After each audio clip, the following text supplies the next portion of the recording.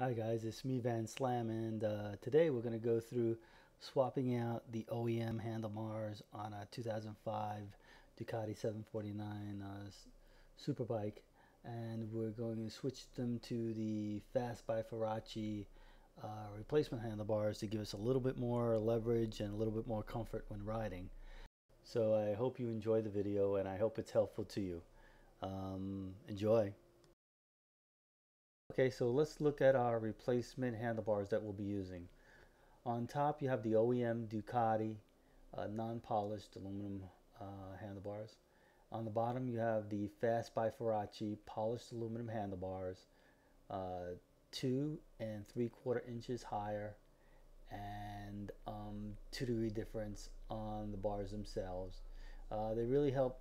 The reason why I got them, they really help to take the stress off the wrist, meanwhile adding better leverage to handling the bike. As you can see, unlike the originals that are forged, these are actually machined out of a piece of aluminum.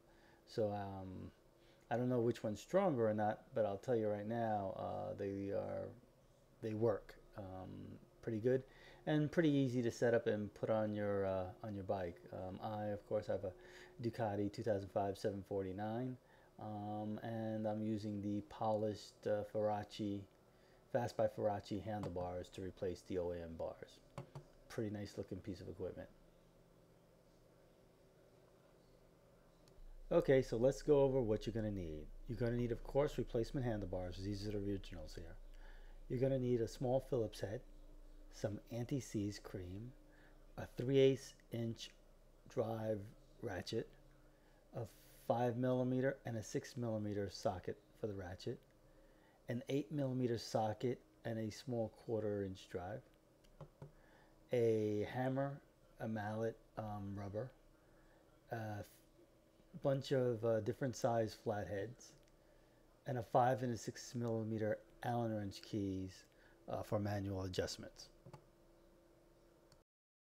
Okay, now we know the tools and we know the parts. Let's have at it. This is a picture of what it looks stock. The handlebars, nothing's been touched yet. And the first thing I did was, of course, loosen the bolts, the first 6mm bolts on the bottom of the headset. And then, of course, loosen the bolts on the right handlebar, rather the headset on the right side, and then the 6mm on the headset on the left side. That loosens everything up and allows you to take that centerpiece right off. Now it's going to be a little sticky.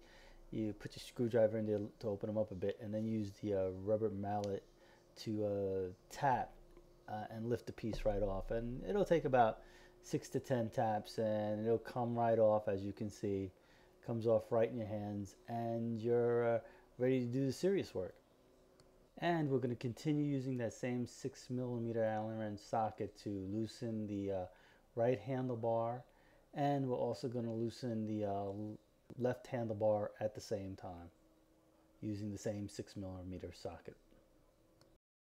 Next, I use the 8mm socket to loosen the handlebar or the throttle grip on the right side.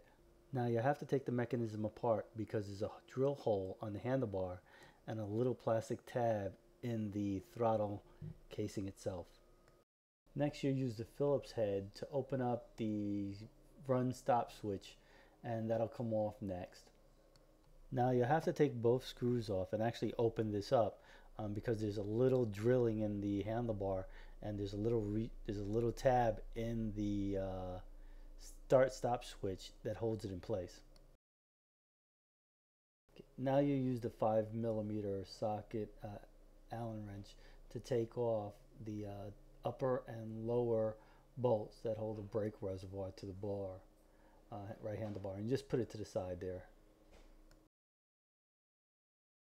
Now with all that stuff off on the right handlebar, you just slowly and gradually slide that up the suspension stock, and it'll come right off. Pretty simple, pretty easy. Now with the old bars off, you take the new bars and you slide them right over where you had the old bars on. Make sure you put the bolt in place and put some anti-seize on that since it's going into aluminum. And you should be set. And now all you do is just reverse the process step by step. Okay, so the first thing you do is put the brakes reservoir back on with the two bolts. Okay, the next thing you do is put the kill switch on. Of course, there's a little tab there and a hole in the handlebars for you to get that position correct.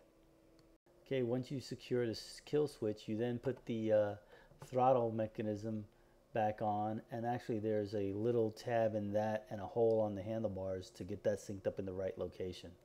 And then you're done with the right side. Next, go on to the left. Okay, now you're on the left side. So what you're going to do is you're going to loosen the two 5mm Allen wrench bolts there that hold the reservoir for the clutch and take that off. Then you're going to use the Phillips head to take off the light switch and choke on the left side, and that'll come off relatively easy. Now you're going to leave the hand grip on. You'll take that off after the handlebar is off, so you'll take the 6mm Allen wrench and loosen that up even further, and then what you'll do is you'll just lift that off the suspension stem there. Okay, now that that's off, you're going to see what the screwdrivers are for and Palmolive liquid.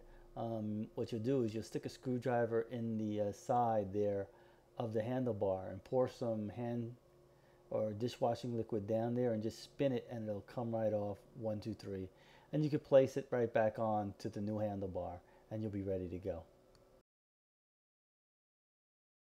Okay, now that you got the handlebar on, what you're going to do is you're going to take the light switch case and put that back on. And just as a reminder, there is a little tab in there that goes in the hole that's drilled in the left handlebar.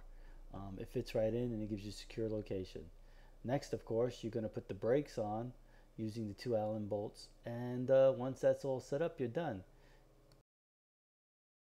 Just as a reminder, with all metal-to-metal connections, especially aluminum, make sure you use some anti-seize cream if you ever have to open this stuff back up again. Okay, hold on, we're almost there. We're going to take that centerpiece that we took off with the mallet. Well, we're going to reapply that on the top. Now, you may want to use the rubber mallet, but alignment here is critical so you don't scratch anything. So take your time, be patient, and it'll slide down with your hand. If need be, like I said, take out that rubber mallet and gently tap it down, and you're done. Okay, so what you want to do is you want to go through all your nuts and bolts and Phillips heads and make sure everything's all nice and tight before you go for a ride. Make sure that your dishwashing liquid in the left handlebar has dried, and you're ready and good and done. I hope this helped. I hope you enjoy your bike, and be safe out there and keep riding. Once again, this is Van Slams from Van Slams Tie Down. Take care.